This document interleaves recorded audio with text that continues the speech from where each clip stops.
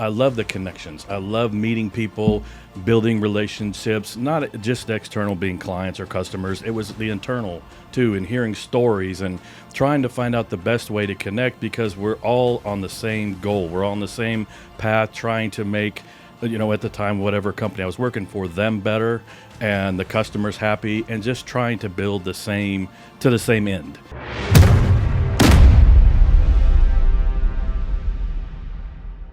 Well, welcome to the Who You Know Show, where what you know is important, but who you know can make all the difference in your wealth, health, business, career, your relationships, and definitely in your life. So I'm super excited today. I'm going to be doing a very special episode. This is what we call our Career Comeback Series. Okay. And I've got a special guest I want to spotlight today. I've got James Pence here with us. He is a client relationship manager and a client success professional with over 13 years of experience helping companies drive growth, build strong partnerships, and deliver measurable results. James is passionate about maximizing ROI for his clients, leading cross-functional teams, and bringing a consultative, data-driven approach to client success. Yes, sir. But like so many talented professionals that we come across today, James is actually here. He's navigating a career transition. And today we're going to be highlighting his story. We're going to unpack the challenges. We're going to show him some strategies that hopefully can unlock this thing and get him back to his cash flow as soon as possible, help him get noticed, stand out, and land the opportunities that he deserves. So, James, welcome to the show. It is an honor to be here. Thank you for the opportunity. I appreciate the invite. Thank you. Absolutely. Well, I want to first and foremost say that I know your job search is new, and you were at a career networking event that I was at. Yes, sir. And first and foremost, you were there, so Yes, sir. you showed up. Yes, And sometimes, guys, for y'all listening, that's what it is. When you show up, opportunity has an opportunity to show up. Yes, sir. Right? Yes, sir. So for all of y'all at home, okay, you need to get out of the house, start networking, connecting, and that's how James landed here today on this show. Yes, sir. And again, today what we're going to do is we're going to spotlight, highlight, promote, and hopefully get him the attention he deserves. And then we're going to unpack some things too. Yes, sir. We're going to unpack some things. So I'm super excited about it. Let's talk about your story first and foremost, right? Let's talk about how you started in client success. Yes, sir. What's driven your career over the past 13 years? Tell me about that.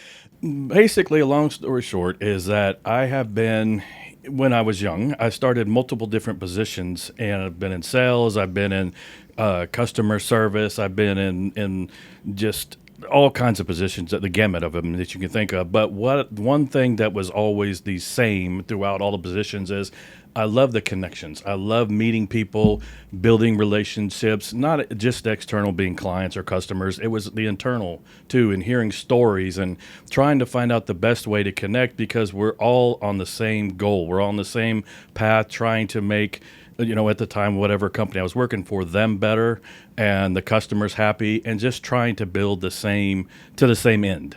And so I thought, wow, maybe this should be my passion. This should be my career trajectory, is being I didn't know the title at the time. It was something to do with the relationship side of it and I call it the friendship side of it too. To build something that would not only just be the present, but of the future. It would be something that would keep them coming back, be my internal team, someone that I could be trusting with them. So I just started that career path as this is the goal. This is the job I want to do. This is something I want to build on. And I wasn't sure of the industries or anything, but I just knew that position was something I wanted to expand on.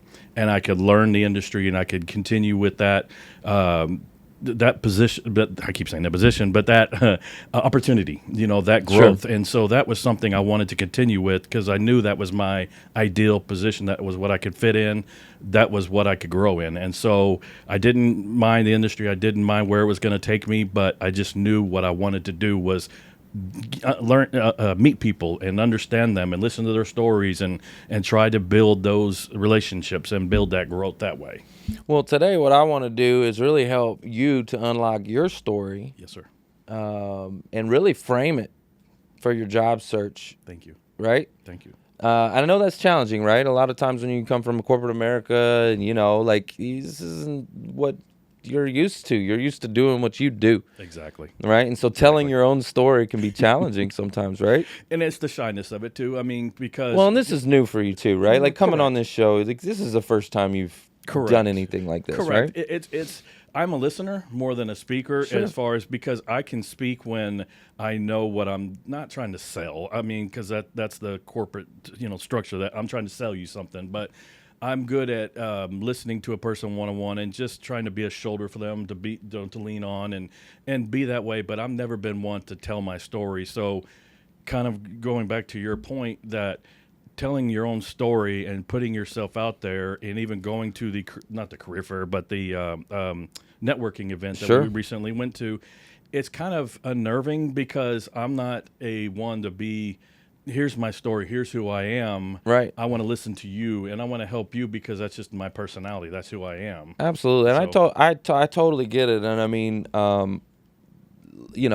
today in this episode, this is just a conversation. There's nobody listening to this thing, okay? Nobody listens to this show, all right? It's just me and you. We're here, we're talking, we're chopping it up, Sir. But what I really want to know is, let's talk about some of those stories, right? You've been in the industry for 13 years, Yes, sir. right? Yes, sir. What was one of the projects that you were most proud of? Tell me a story. The biggest thing I was proud of, it wasn't a project. The biggest thing I was happy about was when I was in a position not too long ago, and a recruiter that I hadn't reached out to, I didn't know who they were, had reached out to me about a new position that would better me and my financial too, but not only financial, but a career path. There was a career growth that was the possibilities were better for me. And so what I took was, my goodness, somebody is actually recognizing my potential and what I'm able to put out there. And so without me having to explain it to them, they went and I guess they talked to my peers or talked to whoever if they had to, or even recognized the input I was putting in, or the output, I should say. And they saw me, and they recognized me from my story, kind of alluding what you're talking about, telling my story. And that was amazing to me because it was being seen at that point in time. It was being known that I'm being noticed, man. I mean, because I'm so giving, and I want to help other people, but somebody was actually helping me. And, when was that? It was back in 2021, kind of around. It was towards the end of 21, so it was around like September, October, November, September. That So timeframe. a few years ago, Yes, sir. a recruiter reached out to you. They saw you. What did they see, and what was the story you were talking about? They noticed your story, or how did they find you? What was happening that led them to see you and see your potential? Which I love that, by the way. Yes, sir. It was getting out. It was at the time I was looking for a new position. So Okay. I was kind of putting my but I was putting my information out on LinkedIn and Indeed, some of those other sites. And I was kind of getting my name out there of talking to acquaintances or people that I've spoken to through those relationship building periods, and saying, hey, if you know somebody, if you know this potential, or if you know this idea, can you pass my information along? And so when I got that call from the recruiter, or the email from the recruiter, it was kind of like somewhere in that networking and somewhere in that process, I got recognized, And so it wasn't, I'm old school. So, I mean, I'm so used to printing off my resume and handing it out and walking the beat, so to speak, and handing my resume and trying to cold call people and things of that nature. But it was seeming that the networking was paying off a lot more than I could imagine, and I wasn't thinking that was going to happen. Sure. So that was great. So really start thinking about some of these accomplishments, so some of these things that you've done, and what I want you to do is really practice on crafting your story around it and being able to communicate it at like a 6th grade reading level. Okay? Okay. Because facts tell, stories sell. Okay, and you're in a position right now when you're in the job search, you got to sell yourself. Yes, sir. Right? And so communication is absolutely important, and being able to just speak it simply instead of like as long of a story, being able to just communicate it real short.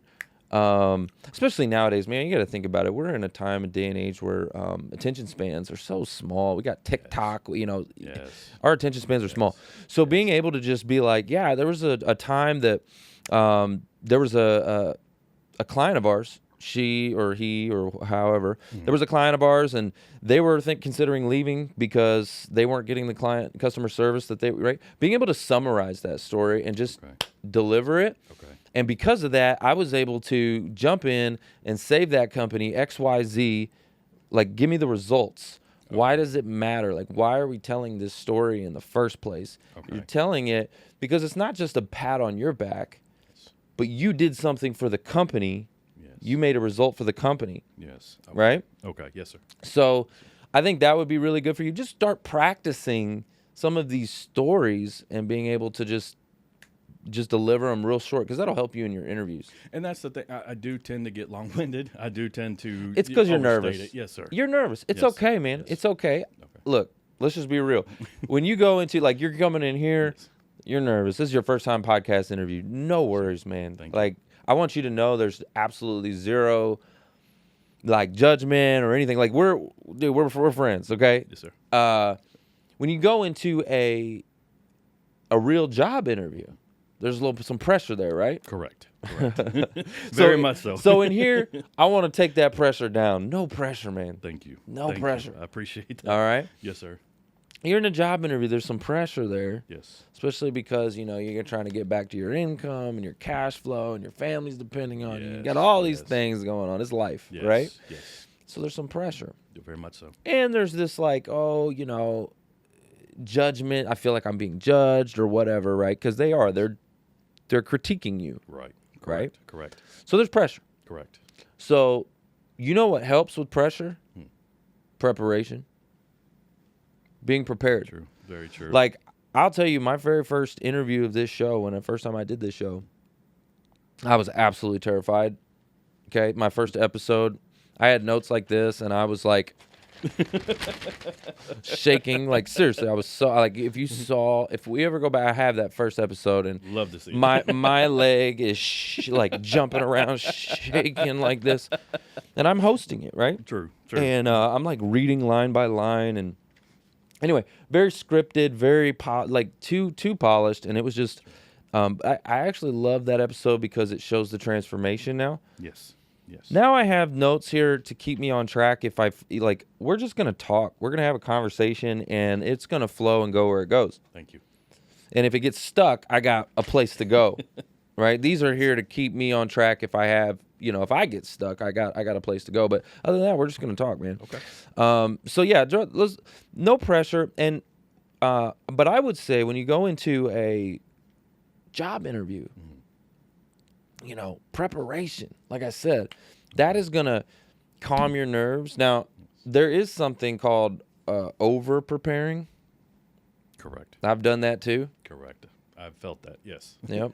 Yeah. I'll give you a story. I went to I had an opportunity where I was being interviewed for a certain thing that I really wanted, and I had to do a panel interview, and there was 4 people. Right. And it wasn't for a job, but this was something else that I really wanted. I was actually volunteering, and I had to be accepted into this role, and I really wanted it. Yeah. And that attachment to the outcome, okay, made me care too much of what they think about me. Yes. Okay, and when you care what other people think about you, you tend to not be yourself. You're like, you tend to like freeze up. And I over prepared. I was like rehearsing what I was gonna say before I said it, and they started asking me questions, and it wasn't going the direction that I literally had to stop the interview. Right. I paused because I'd noticed I was like, oh crap, this isn't my natural. Right. I'm normally very confident. I'm normally very authentic and just genuine, and just, can just chop it up with people. Yes. And in this scenario, I was like way too polished, trying to fit a mold, Yep. trying to impress. Correct. I was trying too hard. Correct. and I prepared too hard. Correct. And I had these things that I was trying to communicate that I had memorized in my head 1,000 times, and they just weren't coming out right. And so I said, hold on. I literally did this in front of the panel. I said, hold on. All right. And I stopped, and I paused, and I got present. Get present. You have to get present, because otherwise you're all in your head. So you can't over-prepare. I totally relate to this. I've been there. Yes. and that's the funny you say that, because then my answers will start, overlapping each other. Yeah. Because you're like you're saying, it's being. I mean, I will start sweating, and I'm start like you're rambling. Yeah, I'm rambling, and and that's the thing too, because I have to remind myself is, not only am I trying to sell them, they have to sell me too. Correct. Because this is going to be a career. But when I'm thinking that before, the night before, and when I'm heading to the interview, but then when I sit down at a table and it could be one, if there's more than one, oh my goodness, then I'm like, which one's going to ask me the question? Which one's going to do when it's a panel? And so I start, but I got to remind myself, what was I thinking the night before? They have to sell me too. Just be calm and relaxed, be honest. And I tell myself that sometimes, but when you're in the moment, it's difficult sometimes. Oh yeah, 100%. I get it 100%. I mean, like I said, I totally relate. I was there, and I had to just pause for a moment, True. So that's what I'd recommend too, is just, again, I would prepare, have the questions that, again, you said it, it's a two-way street. You need to know from them why you should work for them too. Correct. They need to, just as much as they're vetting you out, you should be vetting them out. And so that should even the playing field and hopefully get rid of some of those nerves. And I think when you detach from the outcome, because when you're so attached to the outcome, that's when it creates this environment where you're trying to impress, you're chasing. Like, what we want to do is attract. Correct. All right, we don't want to chase. Yes, sir. And again, in the story I was just telling, I was chasing. I wanted it. It's like you want it, and I was stumbling and fumbling all over my words. Right. And this is a natural thing. So understanding that is the first key. Correct. To unlocking it. Correct. Right. And that's when I caught myself. I was like, crap. All right, I'm totally doing this right now. Time out. Yes. I took a breath. Yes. And I got present. Yes. And I thought I bombed it. Yeah. Honestly. Yeah. I left and was kicking myself. I'm like, man, what an idiot. Yes. Like, how stupid. Like we all do after we leave our interviews, right? Yeah. We're like kicking ourselves like, oh my gosh, I can't believe I said that or whatever. Right. But I got the call that I got accepted. Congrats. Right. And so and I think the reason why was, again, I paused. Yeah. I paused and I got back in the room. I was somewhere else trying to answer their questions. I was all over the place trying to answer their questions. That's and a lot of it. And it's funny too, because like I said, before it was always face to face, but now sometimes you'll do the video Zoom interview, and it seems, I don't know why it seems a little bit less intimidating. I guess because you can have notes or whatnot, and just it's a more relaxed atmosphere being at home than it is in someone's office. And I don't know why the setting too is a big part of it, where you just feel, it's like, why can't I take this home feeling that when I'm doing Zoom calls to an office? Yeah. It just seems, I guess it's the same people that are talking to you, the same questions that you're getting, and it's just a setting where you are seems to be overwhelming too. Yeah, no, I totally get that. The environment's funny, like when people come in here to do this show, like all of a sudden you turn the cameras on people, and if they're not used to being in front of cameras, right? A normal fluid conversation can all of a sudden, it turns pressure, right? Like environments. Yes, sir. So totally get that. Cameras do that to people. It's funny.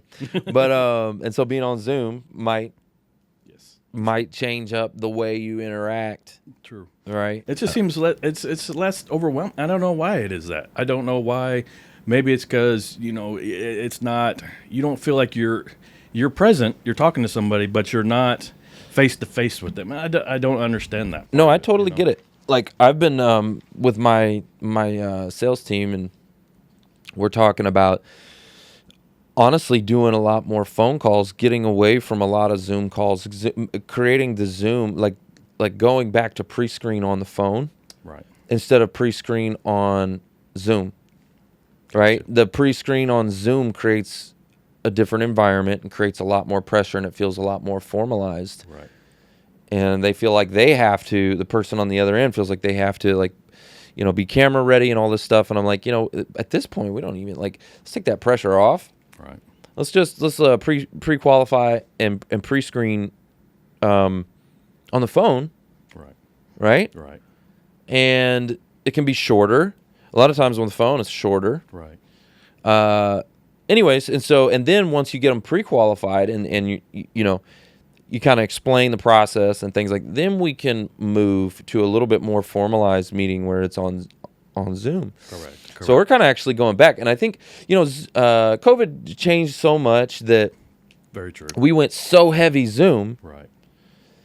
and it's like there's this balance. And yeah, there's definitely a place for phone call too. So, True. Are you finding that you're getting is it more Zoom? Have you had any phone screens, or I've had two since I was phone or Zoom? One was phone, one was Zoom. Okay. And it's funny too that you mentioned that, because the first one I had was Zoom. The next one I had was, well, they break it up. Well, first one's phone, the next one's Zoom, and then the next one's a four-part 30-minute kind of a situation where it's with different heads of different departments. So they break it up: phone, Zoom, and then in person. So it's kind of like the gamut of it, So it's kind of, again, it's the phone and the Zoom, but then I'm like thinking, oh my goodness, now I'm going to have to sit in front of somebody if that opportunity comes. So I start kind of putting that in the back of my head. So I'm trying to relax. I'm trying to say, James, it'll be okay. You'll be all right. You just got to take a breath, and you'll get to it. But I know when I get and sit down in front of someone, it's going to start the teeth chattering and the thing, and it's been a while since I interviewed too, so it's kind of backtracking, getting used to it all again. Well, yeah, you've been 13 years Yes, sir. in this career, client success, and all right. Well, let me ask you this question. Please. Okay. Have you had to give me, like, the super short elevator pitch? What do you do? What problem do you solve? Like, what would you say if you had to just, like, in less than a minute, again, sixth grade reading level, if you were to tell us a sixth grader what you do and what problem you actually solve for a company, what would you say to him if a 6-year-old said, or a sixth grader said, "Hey, what do you do, James?" I mean, and I guess I'm looking for the words, but when I say I make friends, I make friendship, and I make it for the long term. And so I make not only a long-term commitment to someone or to people that will know that I am going to be there when they need me. I am going to be, I don't want to say advocate. Again, I know you're talking about sixth grade. I am going to be someone that is dependable, and someone that's going to help them reach their goals, reach their achievements. And so trying to think of the grade level that you're referring to, trying to put it in the terminology. But it's just, I want to build friendships, because I don't want that someone to think of me as a teacher, as someone who's just trying to sell you something. I want someone to think of me as that's someone I could talk to and just be real with. That's someone I can build trust in, and I can tell them my honest opinions, and they're not just going to, sell me something. They're not just trying to give me something to get me off the line or, make me feel happy. They're going to listen to me and understand what my needs are and try to help them achieve them. So I build lasting friendships is kind of what it boils down to. Not just a name, not just a brand. I build friendships so we can communicate and we can have a long time bond. Okay. So you build relationships, but I want to help you to craft that up a little bit. I love that. Thank you for doing that. I know I put you on the hot seat, okay? All right, for everybody listening, okay, I'm putting James in the hot seat, and we're doing this for a reason, okay? We're doing this for a reason. And listen, pressure creates diamonds. And so first and foremost, we got to just say, great job for getting in here in the hot seat, because I know it's not always that comfortable, and but this is going to help you, okay? Please. So in that value statement, Yes. all right, we want to really craft this value statement in almost like a one sentence, short, concise, like, so there's a formula for this. Okay. I help X. X is your target market. Yes. Okay, so what industry are you in? Who's your target market? Like, tell me that. Well, again, the What industries type of- have changed. Recently, I was in taxes, and it's corporate taxes. So any company that is paying real estate or business personal property taxes, Okay. we would do the renditions for them and help them in their protest and things of that nature. So it was corporations were the Okay. company, but we were a So I consulting help firm for that. corporations. Yes. Okay, that's Yes. I help X. Yes. So I help corporations, Yes. and then accomplish Y. Y is the problem you solve. So what did you help them do? Try to lower their tax liabilities. Okay. Yes. So I help corporations lower their tax liabilities. Now, how did you do that? What was the method or the mechanism for how you did that? It was knowing the products, knowing the services that we are able to provide them, and utilizing all of those tools to try to lower what their taxes liability would be with the districts, with their tax, whoever the tax, receiver, the assessor, trying to lower what their outcomes would be. The formula or mechanism for solving the problem. So we help them reduce their Liabilities. their tax liabilities. Correct. By doing what? In a short. So I help corporations Yes, sir. reduce their tax liability by Research. research. Yeah, I mean it's kind of just looking at all their information, their data that they provided, Okay. and knowing what what we have to legally give to a assessor, Okay. by the total means, but not overgiving information. Okay. So we're trying to be compliant, but not be over too much information. Okay. I see what you're saying. I'm trying to think of how to summarize it. That's the hardest part. And we're going to work on that. We're Okay. going to work on really crafting that statement, right? Because you sir. can condense it. You Okay. see what we're doing here is Yes. we're trying to take this big, you know what I'm saying? We're trying to just My boom. gibberish. so that you can say, when somebody asks you, hey, what do you do? Boom, this is what I do. Okay. I help corporations reduce their tax liability by research. I mean, that's the thing I could think of, but I see what you're saying. Yeah. I'm trying to think of it to summarize it all into simplicity by researching different ways to to help limit their liabilities. There to you help go. limit taxes. There you Okay. go. Okay. There you go. Okay. See, in that way you could, again, when I say sixth grade reading level, Correct. right? They go, oh, I get it. Okay. Right? I totally get what you do. Gotcha. And the reason why this is so important is because this is your branding message that's going to go across LinkedIn, any social media channel that you're on, Okay. in your video resume, any form of marketing that we're promoting. It needs to be crystal clear. Okay. And it's also something that you're going to be able to use in just everyday communication when you're at the grocery store or whatever and somebody asks you, what do you do? Okay. Right? Okay. You can just, boom. Okay. It's like your elevator pitch, and it's one line, Gotcha. Does Gotcha. that make sense? And I mean, on that topic, because of my title was client relationship manager, and I know, and I could talk about my previous position.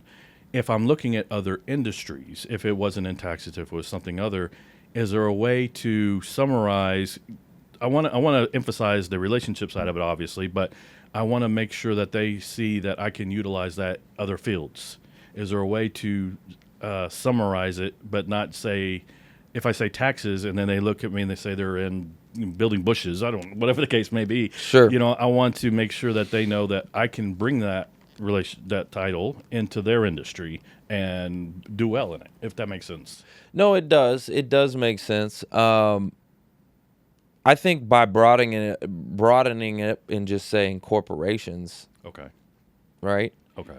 But here's the deal. Your focus becomes your reality, and what you speak will end up finding you. What you speak will come to you. Gotcha. Okay? Gotcha. So this is one of those cases where I hear people say this.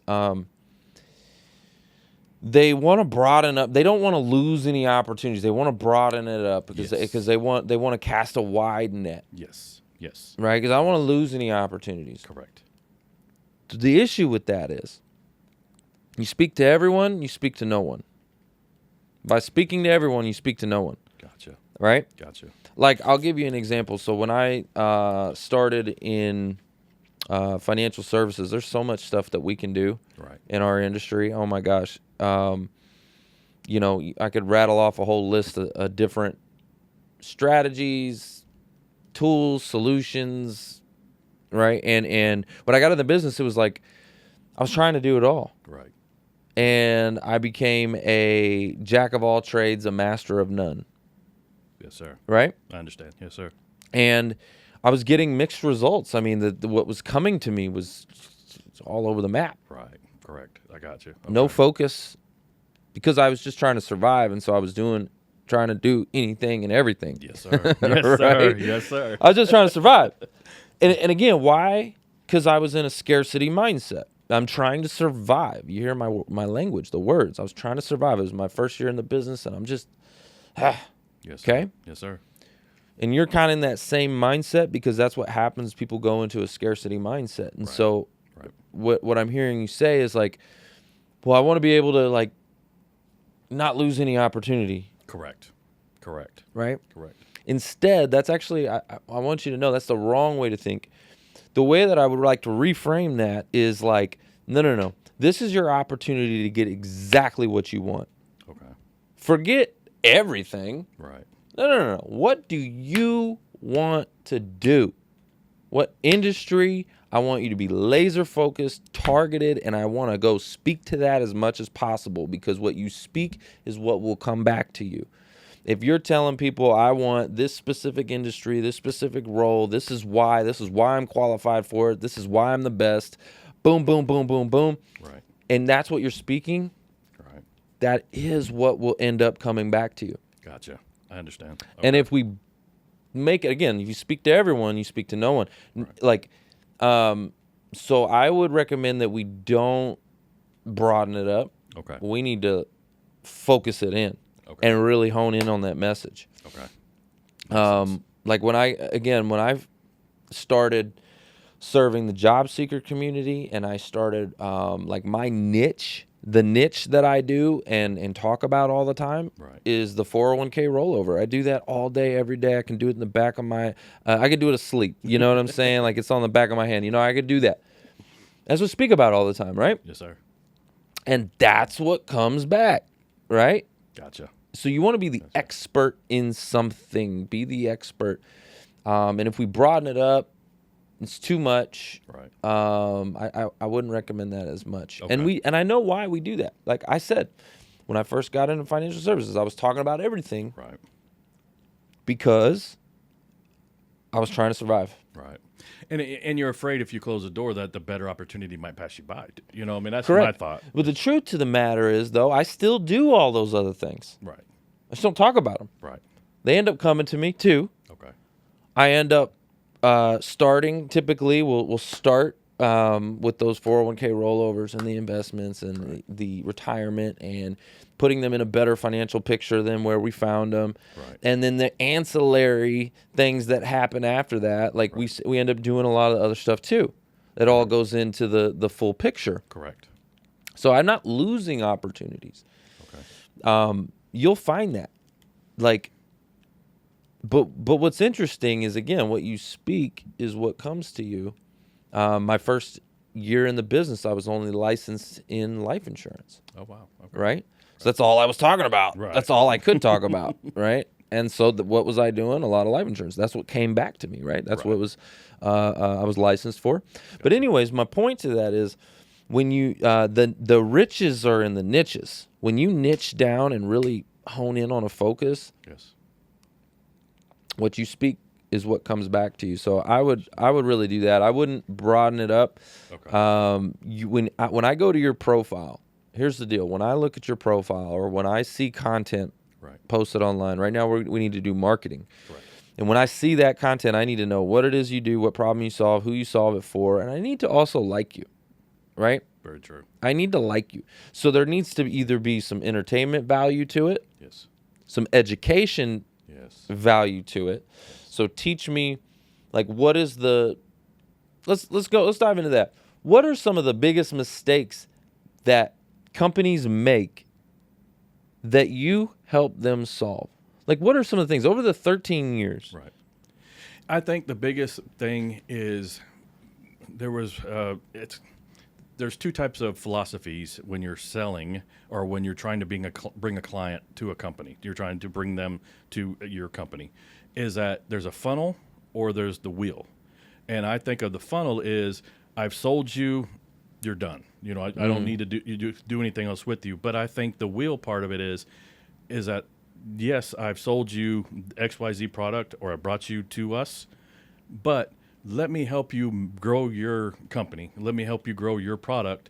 And if you like what I'm doing, please tell your friends, tell another company. So I think it's going back to the relationship part of it. But I see a lot of the problem right now with a lot of corporations is they're just trying to get someone to sell a product or sell a service and then be done with it.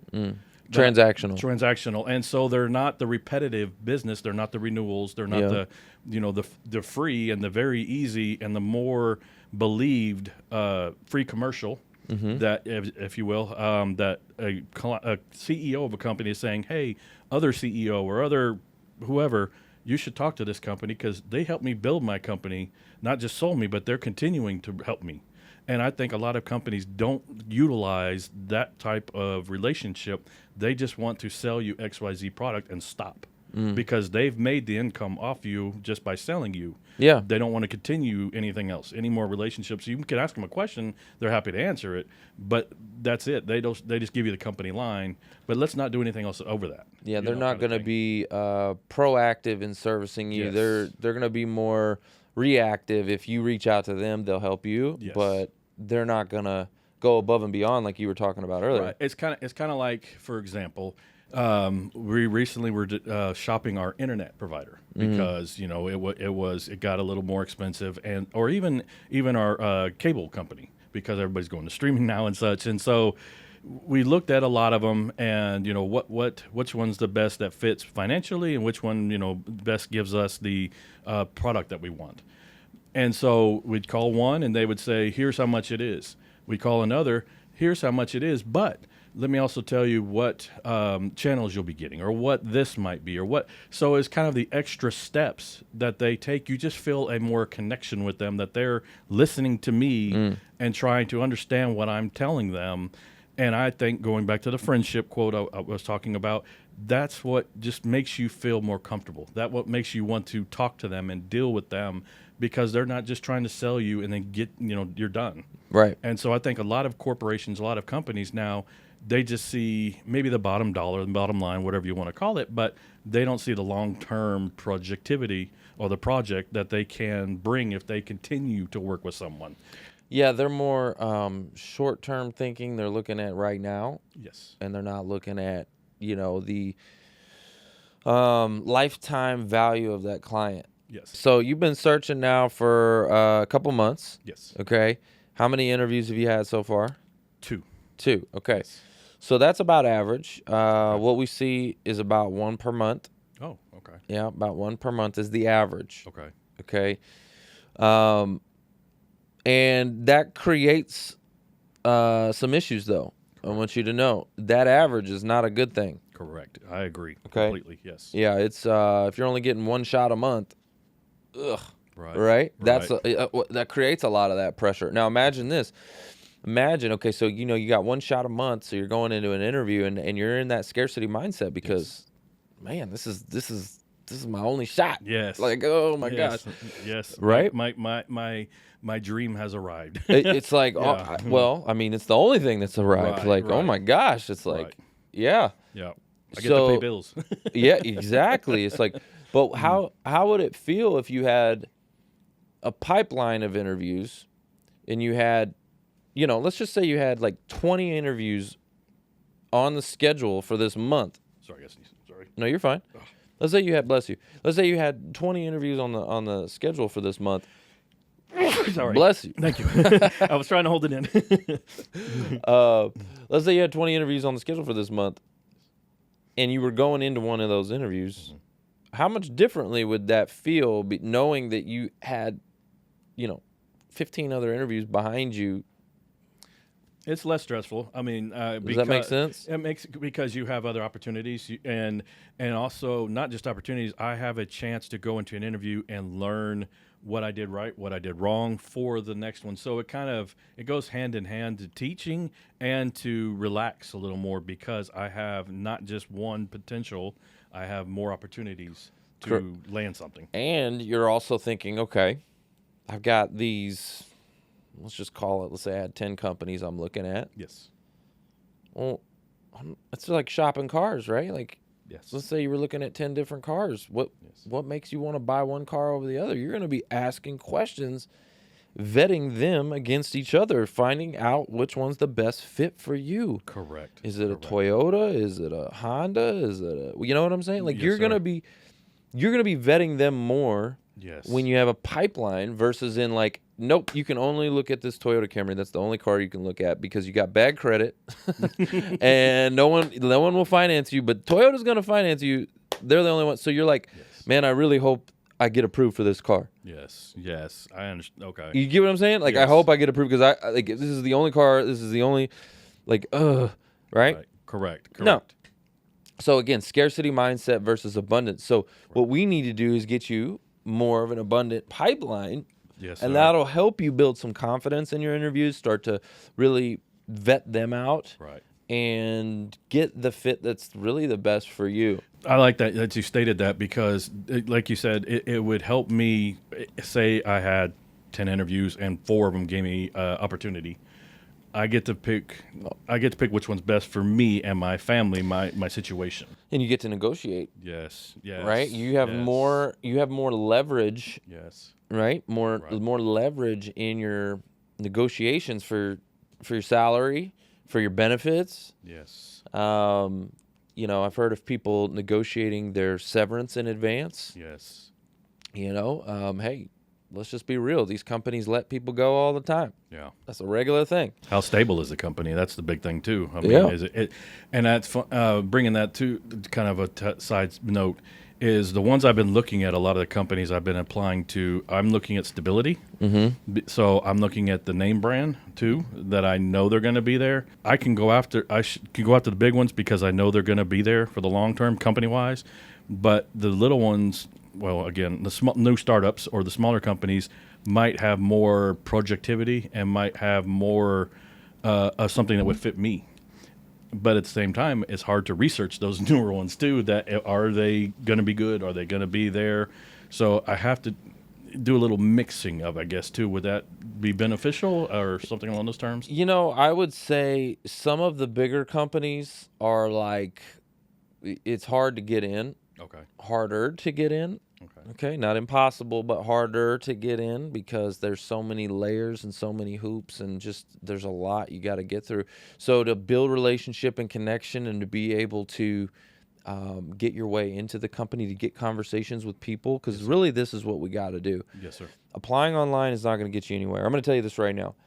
I really want you to, you might think I'm crazy, but I want you to stop applying for jobs. That's hard to listen to. I get what you're saying, but that's hard to do because I I don't think that's the only way. Well, my thought process. It's not. Yeah. It's about ROI. Where are you spending your time? Where are you getting the best ROI? Yes, sir. Of your time. Yes, sir. The investment of your time. Where are you getting the most bang for your buck?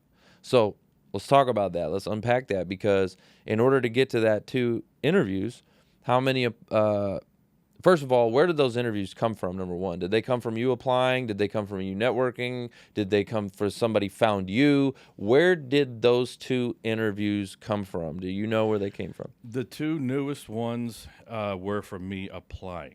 Okay. The one I had, the one that gave me the job, was one that found me, the networking. So that's funny you say that, because it was networking that found me my last position. Okay, but these, I love that. Thank you for sharing that. The ones that you just had though in the last 2 months, We're just applying. those were applying. Correct. Yes, Okay. sir. All right. So I'm gonna stop what I said a minute ago. Okay. I'm not gonna tell you to not apply, because that's working.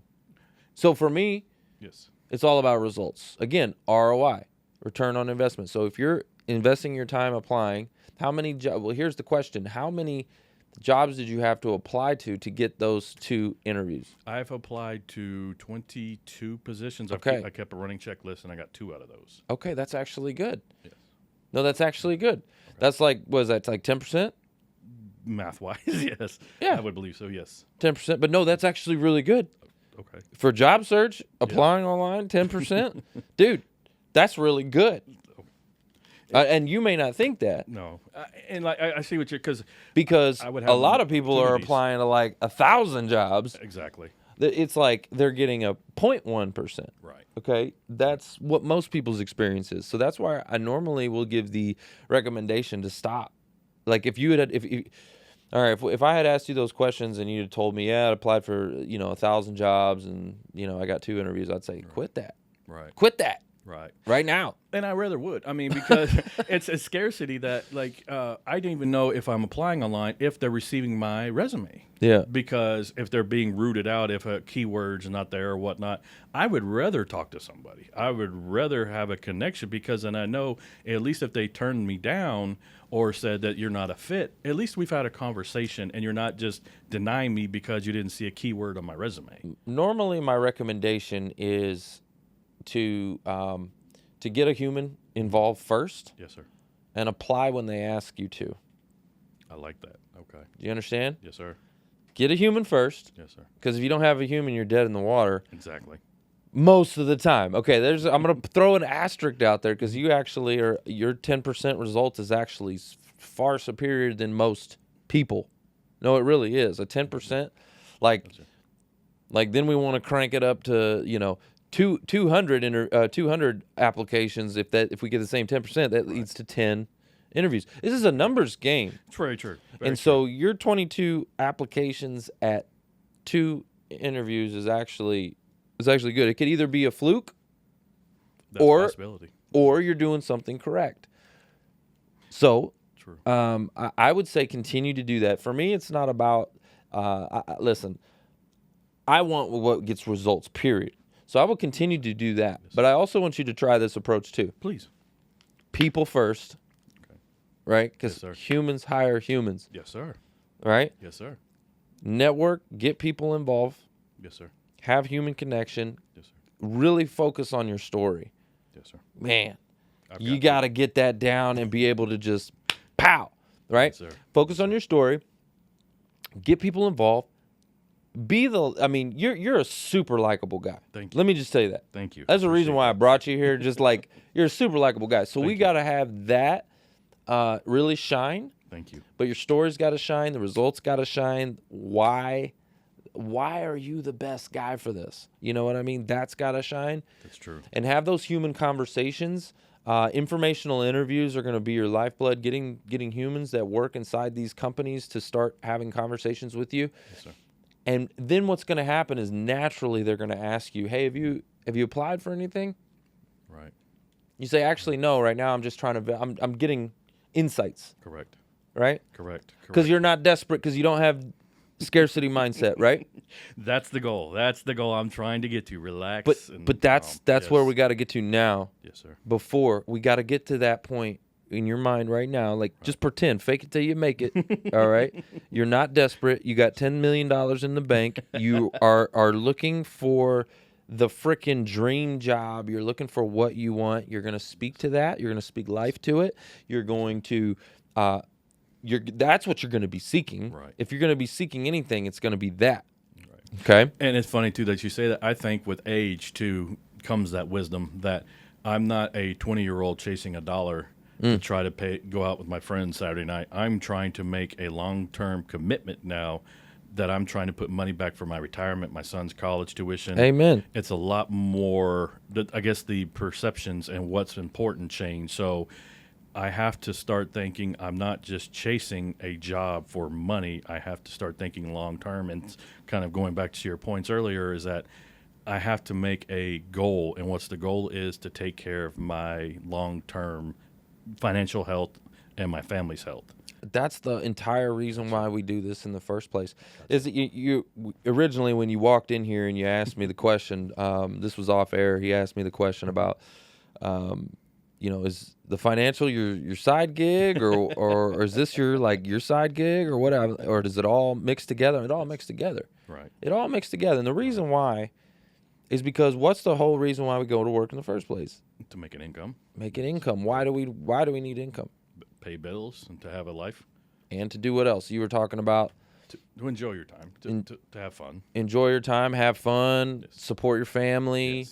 Yes. All these things are tied up, right? Yes. In the job, and when you lose your job, you lose your income, lose your benefits. You got your old retirement plans. You got all this stuff going on. Right. It really, a career transition is a financial transition. It's one of the largest ones you'll go through in your life. Yes, sir. And so I understand that more than most people do because I went through it myself. In 2008, it was 2009, but we were still in the Great Recession. I got let go from a company. Sales were down. Right. Got let go. Right. And I remember the feeling. And that's how I identified when I first saw, it was about eight or 9 years ago, I saw Frisco Connect. Saw all those job seekers in there struggling. Yes, sir. And you saw the energy in there. It's a low energy. You walk in that room, it's a low energy. Yes, sir. And I thought, oh my gosh. And I just related, and it's like, okay, I got to do something about this. And at that time, I didn't really know what to do or how to help. But I just knew I felt led to, and I just continued to pour in and figure it out. And I started this show, and then I started interviewing career coaches, recruiters, hiring managers, and I started to learn some of the strategies. Yes, sir. And then I started connecting dots. And anyway, long story short, over time, and then I started sharing my ideas. I started having ideas of, hey, if I was a job seeker, I would do this. And then the job seekers started to do it. Right. And then the results came back, and all of a sudden, boom, things happen. So over the years, it's really developed. But the point I'm going into all of this is I relate. I know what it's like. I think that for you, again, I think probably the most important thing is communicating your message right now. Yes. Because we've got to get you attention. Yes. And that's funny because every first question out of interview, well, the two that I've had, but I've known in the past, tell me about yourself. That's the first question they're going to ask. And so to your point, if I can narrow that down, because what did they say? It's only 10 seconds for the first impression, or how many ever seconds. Mm-hmm. That's your first impression. Yeah. I think later on, when you talking to them, you build a relationship. You can see how they're responding to you. Are they very cold and uptight, or are they very relaxed and talking to you? But it's that first initial impression. Tell me about yourself, or tell me what you do. How to summarize that within a few seconds to say that this is what I do, but this is what I can do for you also. Absolutely. Communication is the number one valuable asset or skill on this planet. Yes, sir. It really is. Yes, sir. If you are a high communicator, you can accomplish. I mean, you can influence. You can, get things done. Right. Let's just put it that way. I mean, and people think about that, and they think it like when you hear sales or whatever, you think it's slimy or whatever. No. You have to do sales every day. You're doing it every day, whether you like it or not. It's you had to convince your wife to marry you. You had to, you got to get your kids to make their bed. And how are you communicating to get things done? Yes, sir. In this world. And so yes, sir. This is the same thing, right? And so how do you become a better communicator? Right. To become a better communicator, it's through practice and repetition and. Yes, sir.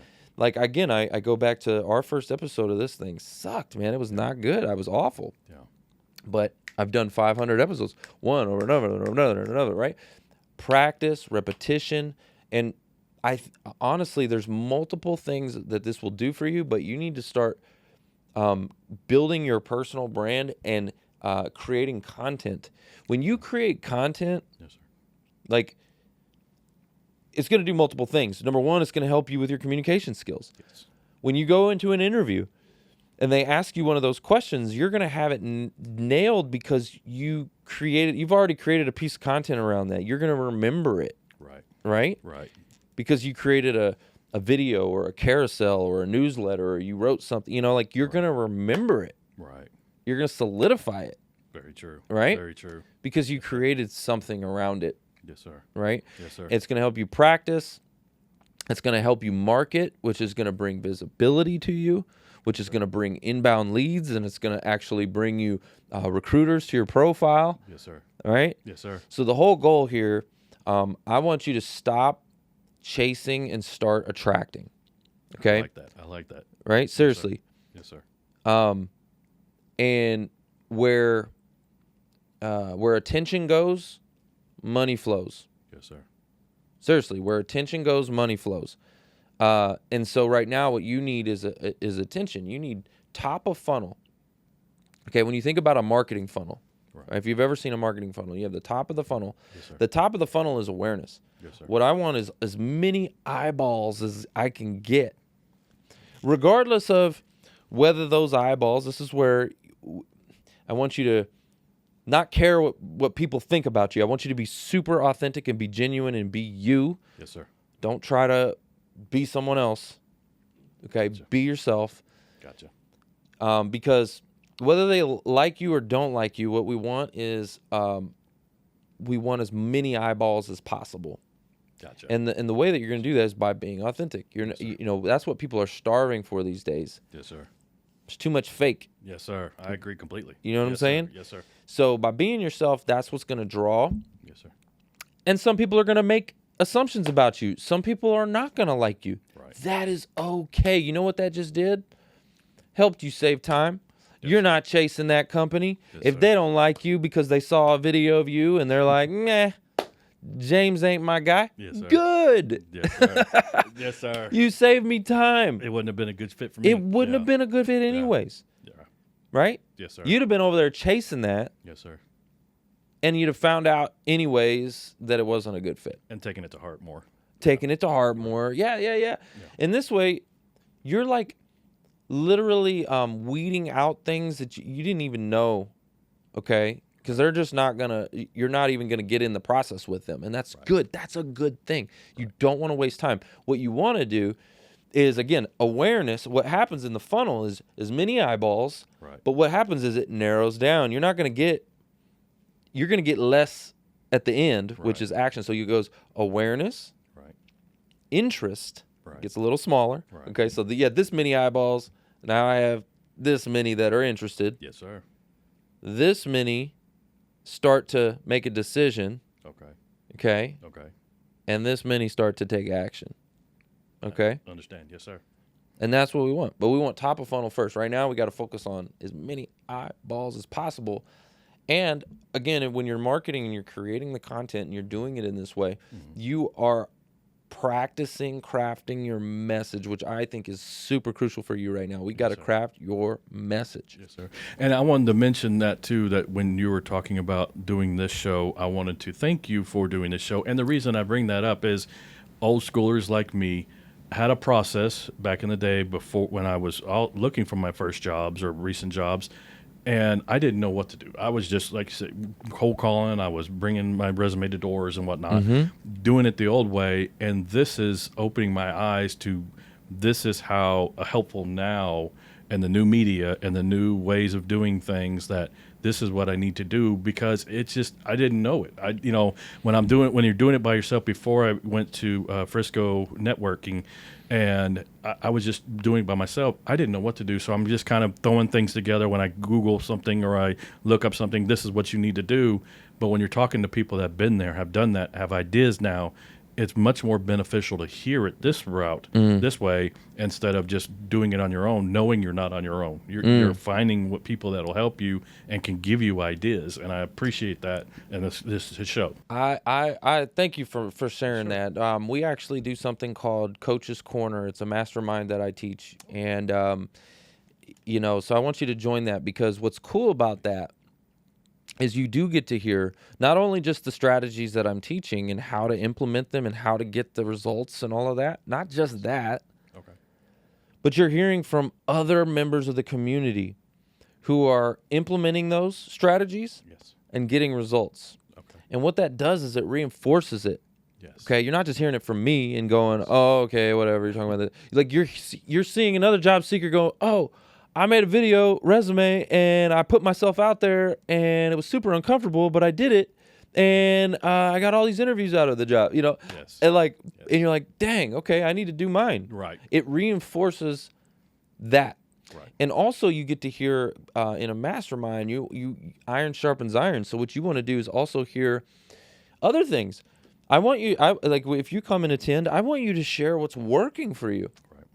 Like you might have learned something at a different group Right. that I don't even know. Right. Maybe it's something I've never heard before, right? Yes, sir. And you share it to the group and you're like, "Oh my gosh, I just implemented this strategy and I started doing it and here's my results and it's crazy, it's amazing. You guys need to try it." Right. Share, Right. right? I got you. Let's I not understand. gatekeep the things that are working. Let's make sure we unpack it. And there is no right or wrong way to do the job search. Right. Like, I want you to think of whatever you think the job search looks like and crumple that up, okay? Throw it out. We got to do whatever it takes to get results. Exactly. Whether that's, standing outside the company with a sign and like, "Hey," I don't care. Attention is where the money goes. Yes, Where sir. attention goes, money flows. Yes, sir. There was a story actually about a job seeker who, no, this is crazy. This actually, this one's crazy. It took money to do this one. Okay. They advertised on a billboard Really? outside the company. Okay. Wow. Right? Like next to the company. Right? And yeah, that takes money. Yeah. I'm not saying you do that. I'm just saying creativity. Yes, sir. Creativity and doing whatever it takes to get attention and to get those conversations with people. And right now, just applying online, well, in your example, you're getting 10%.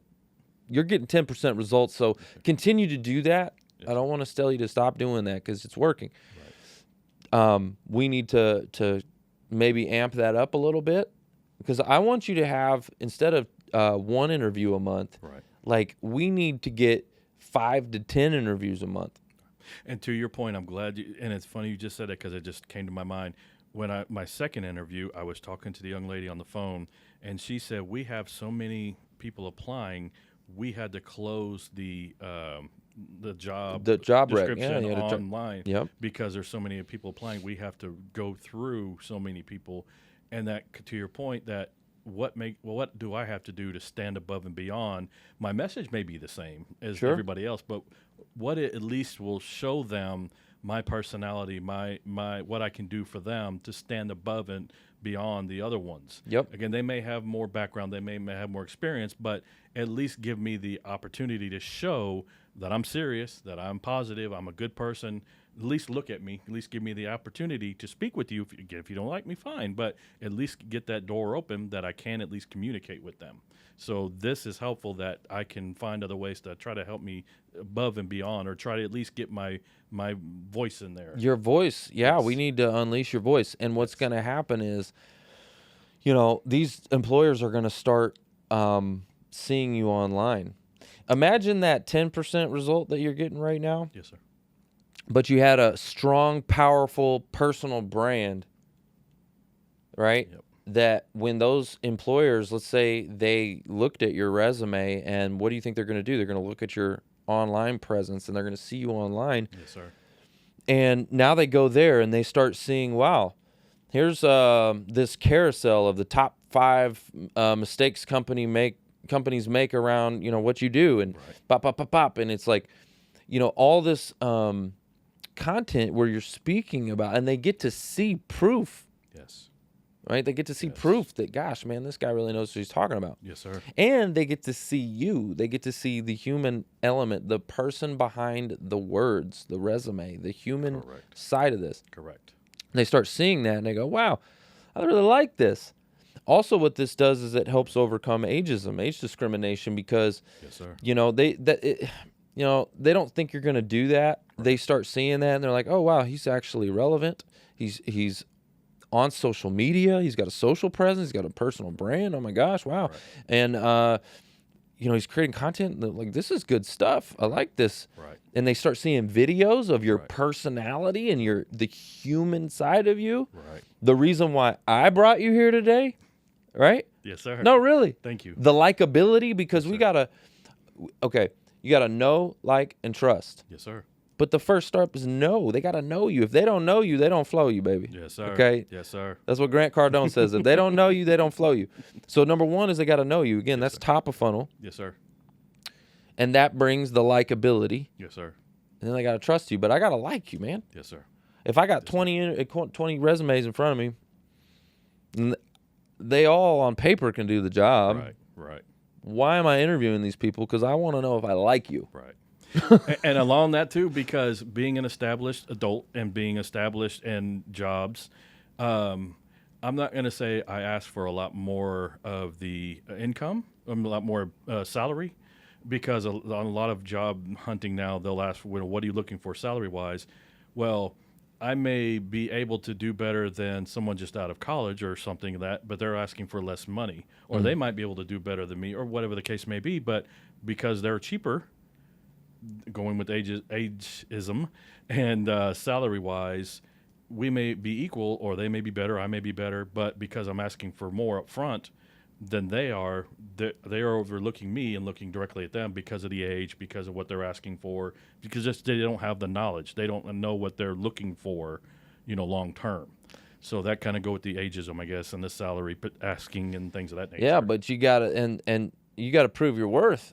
True. Right? You got to True. prove your worth. And True. you've got the wisdom and you've seen it. You've been there, done that. Yes, sir. Got the T-shirt. And so we need to talk about that. We need to extract those stories and we need to put that message out there. That Yes, sir. 20-year-old doesn't, he ain't experienced nothing. He might be able to do it on paper, Right. but can he actually do it? I don't know. Right. And he's going to bring a whole different other set of challenges, okay? Yes, sir. He is. Yes, And, sir. and corporate America knows that too. Yes, sir. They do. Yes, sir. When they're vetting out younger candidates, yeah, I get them cheaper, but look, you get what you pay for. Right. All right? You know sir. this. Yes, sir. So you need to just prove why. Now, again, if you're out of range, Right. that's something completely different. Correct. If they only are going to, they can only afford a Hyundai, Right. and you're a Cadillac, man. Right. Right. Okay? Right. But they can only afford, and they've Right. telling you this, Right. then we're not in the same ballpark. But if you're in range, Right. we just need to communicate why you are worth what you're worth. Right. And I wish they would say that on the job description. Some do, some don't. That'd be nice, wouldn't it? It would, because if they don't put the amount in there, and The range. the range, and Yep. and if I know what I need to live comfortably. I'm not saying to buy a mansion, to go out on trips. Use AI. Okay. So take that job description Okay. to AI and ask it to give you a close range for that position in this in your region, wherever that role is. Okay. Ask AI to help you get that. I didn't think of that. Okay. Yep, and have it do deep research. So something that is amazing, AI deep research will search all over the internet. It'll search all the different sources. It takes a little bit longer. It's more of a deep dive than just a normal inquiry. Right. Have it do a deep research and pull out all the data that's Right. on the internet. Right. And it's going to tell you, oh, this role is probably going to go for about 50 to 80 or whatever the heck case may be. Gotcha. And you're going, that's not even worth my time. Gotcha. And along those lines, do you recommend when you're talking about kind of researching about a company? I know there's some people that will put their reviews out there that have either been employed or gone through just the interview process, and they give their experience or they give their beliefs. I mean, I know someone could have a bad day or they just frustrated with, XYZ person, the manager, or whatever, and they're going to put a bad review. Sure. So when I'm looking at, smaller companies or even bigger companies, looking at someone who I might potentially want to pursue, do you think I should put stock into what a review from an ex-employee is? Do you recommend looking at those kind of things? I would talk to people who work there, Okay. Okay. not to people who don't work there. Gotcha. Okay. Talk to people who work there. Okay. That Right. makes sense. And it's so much better because you're getting the information from a source of someone who's currently there. And if they're not happy, they'll tell you. Right. That's great to know. Right. Very true. I like And to have know. really good questions for them about like what would they change if they could. Right. What would they change about the company they're working for? Right. There's nobody's 100% happy True. Very at the true. company they're working for. There's no perfect company. No. So it sounds like you like this company. What would you change if you could? If you could wave a magic wand, what would be the thing that you would change? Right. But ask them some really good questions to extract that. Okay. And the cool thing about that is that these informational interviews, you now can build an advocate on the inside of the company. Yes, sir. You got a person. Again, I want to talk with people that work there. Yes, I sir. want to get my foot in the door. Yes, sir. All right? Yes, sir. So you're getting the insight and you're getting an advocate. Right. All right? Very true. Yes, sir. Now, if you really want to take it up a notch, okay, Yes, sir. I'm going to give you like the big time strategy that hits multiple verticals. It does so many things. Okay. Create a mock podcast. And I don't mean this with lights, camera, action, multiple cameras, and all the flash. Yes, sir. You can do this with Zoom, or you can use a tool called Riverside. Okay. Okay. Okay. And you create a mock podcast. And you interview people in their experience, and you're getting insight, and you're highlighting them and spotlighting them and like making them the star and like, Right. I get you. Okay. Okay. So you're getting the insight you're looking for. Yes, sir. You're getting an advocate because when you do that, you build a relationship Yes, sir. like that. Yes, sir. Okay. You're getting an advocate Yes, sir. and you're getting promotional assets for your brand and you are for their brand too. You're going to be marketing, like they're going to be sharing, you're going to tag them. They're going to be excited. Like you're getting assets that for your marketing and for your branding. Wow. I didn't think of that. Okay. And and then you go back to them and you say, man, thank you so much for that interview. It was awesome, man. I love the content that came from this. It was super good. And actually, you know what? I was so excited from our interview. Like I looked online, there was a position there, Rec 4578, Yes. right? Yes. And I decided to apply for it. I'm pumped, man. Hey, let me ask you a question. Can you get my information in front of the right person? Like it. Like it. Yes, sir. Yes, sir. I Right? like it. I like it. You're getting your information to somebody instead of just online where you don't know where it's going. Yep. And you're I like tagging, every time you're posting, you're tagging that person who works there. You're tagging the company, Yes, sir. right? Yes, sir. You're getting on their radar. You're getting attention, and you're building advocates and relationships inside that company. Again, strategy, man. Yeah. This is chess. Okay? sir. This Yes, is sir. chess. And this is like, forget what you think the old way was. No, Yeah. I got to do whatever I got to do to get their attention. Right. Right. And it's not applying online. Right. Well, 10%. It was luck. I'll be honest. I mean, I can't say that it was me doing that. It just happened. It just so happened that way. It could be. Right. I'm going to tell you to continue Okay. because we don't know yet. Right. Right? And the only way to get real tangible, like, we need data. Right. Right? Right. Hopefully you land before you get the data. Like, I want you to land. I don't want you to go 6 months and go, yeah, this sucks. Yeah. Like, Yeah. I want you to land way sooner than that. But I'm glad that we're getting to this point now, early in your job search, Yes. because Yes. we're going to shave off a lot of time, man.